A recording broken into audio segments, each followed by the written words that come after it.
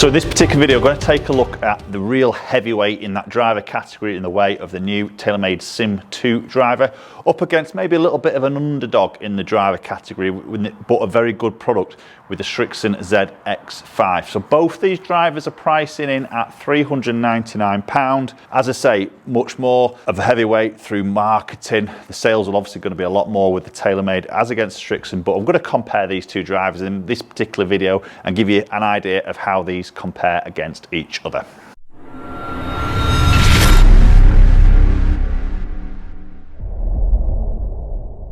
Okay, so we're going to start off with the Taylormade Sim2. So I've done a full review of this. Obviously, you can go and check that out for more in-depth review of the actual technology involved in this. Both drivers have got in an X-Flex in that round, that 65 gram mark. But there is a slight difference of length. So the Taylormade is coming in at 45.75, which is their standard length of shaft.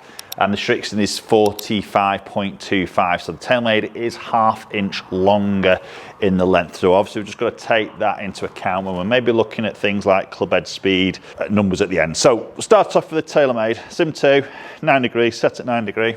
Great looking driver. Really enjoyed hitting this in my review, and I've done a few tests and it does perform very nicely. Okay, so that's a nice strike. Opening shot, just slightly pulled, but that would be fine in the fairway. And 164 on that ball. Yeah, getting out 287, carry 312 total. So as I said, I've enjoyed with hitting that this Sim2. I think it's a good looking drive. It's a little bit different, obviously the white, that little lipstick in there, but it's a really good sound, I think, to this. Yeah, very solid sound. That's slightly low in the face. I mean, it's flown very neutral again.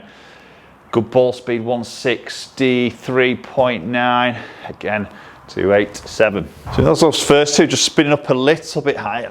You know, that's obviously more me and my strike. If I just catch this one a little bit higher up that face, that spin number is going to change. Oh, that felt good. Really good strike. Very neutral in its flight. Good ball speed there. It wasn't the fastest of club head speeds, but really good ball speed. Shot 167. Better strike there. You see that spin now, 2.2, 289 carry.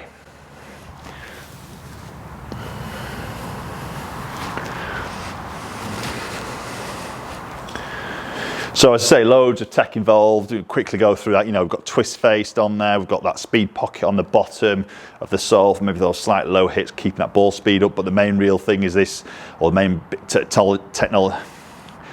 real bit of technology here is this forged aluminium ring. So 4 pieces put together, creating a very light frame. It's sole carbon, complete carbon sole, carbon top. Aluminium, it's all redistributing that weight position and creating a stable driver. See, that's not a perfect strike. I can feel that. I get that feedback, but that has just flown arrow straight.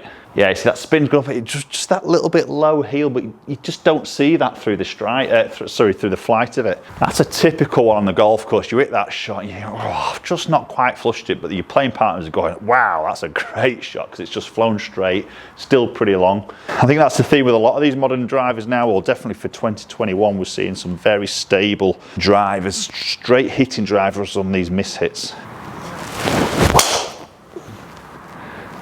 And that's a better strike, just slightly left around that shape, but nothing much back at all. Really good connection. So straight away there, that, you know, those 5 shots we've hit, that front to back dispersion looks to be really sort of tight, doesn't it? As I'm just slightly, subtly moving my strike around the club face, it's not really affecting that loss or gain of distance. Okay, so let's move into the Srixon for 5 shots. Okay, so moving into the Srixon Zx5, they do a ZX7, but the 5 is a little bit more of their sort of forgiving version in a way. And it's obviously just a very different look to what we've got with the Taylormade. So more of that black gloss finish, bit of carbon showing through there, blacked out face, and it's a great shape. It's a very nice shape, quite a long sort of what looks to be a blade length or face length. You know, that heel to toe looks to be quite long, but it's a really nice shape. It sits great down behind that golf ball. As I say, this is ½ inch shorter, so we possibly wouldn't expect the club head speed to be as fast as the Taylormade purely through that length, but looks great down by that golf ball. Whoa, and that's a lovely flight. Different sound, acoustics straight away. It's different there compared to Taylormade. It's louder, definitely louder sound. Really good on that spin, 2.5. Got a good launch there with a good spin, so got some good carry there, even though the speed wasn't quite as quick. But again, we know that a little bit of length is going to play a part of that, so we need to keep that in mind when we look at these numbers. But lovely ball flight. Yeah, so that wasn't perfect, but I got a good speed and good ball speed. Good speed, yeah, it's really good. Yeah, I didn't get that, to be fair. It didn't feel like I really flushed that. Didn't feel quite as good as that first shot, to be honest. So obviously technology-wise in the Srixon, again, I've done a full review. Go check that out. But rebound frame, so again, it's all about energy back into that club face, back through that golf ball to keep that speed up through both good strikes and mainly sort of missed hits. Weighted screw in that back. Again, this is a 9.5, set at 9.5.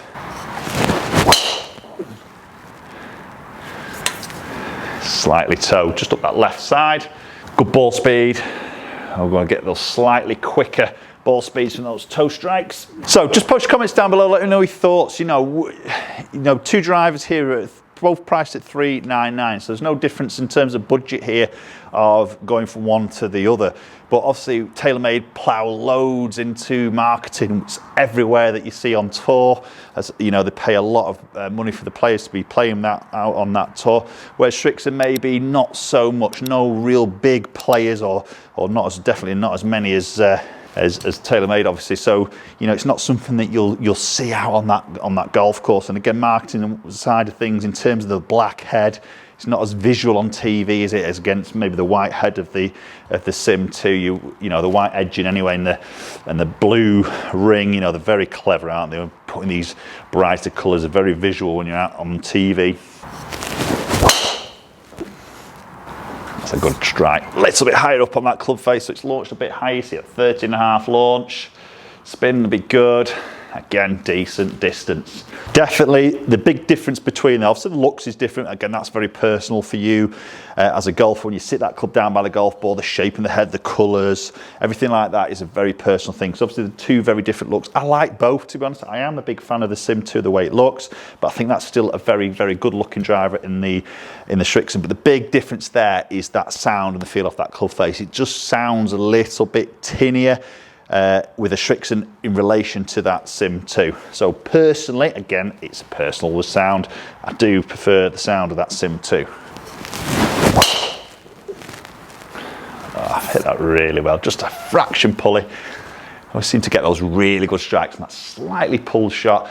But 165 ball, 290. Right, so first instincts there, those 5 shots.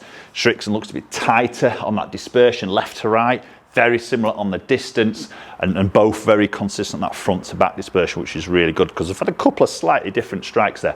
What I'm going to do now, I'm going to hit another 5 shots with the Sim2, another 5 with the Srixon, and then we'll check a few numbers.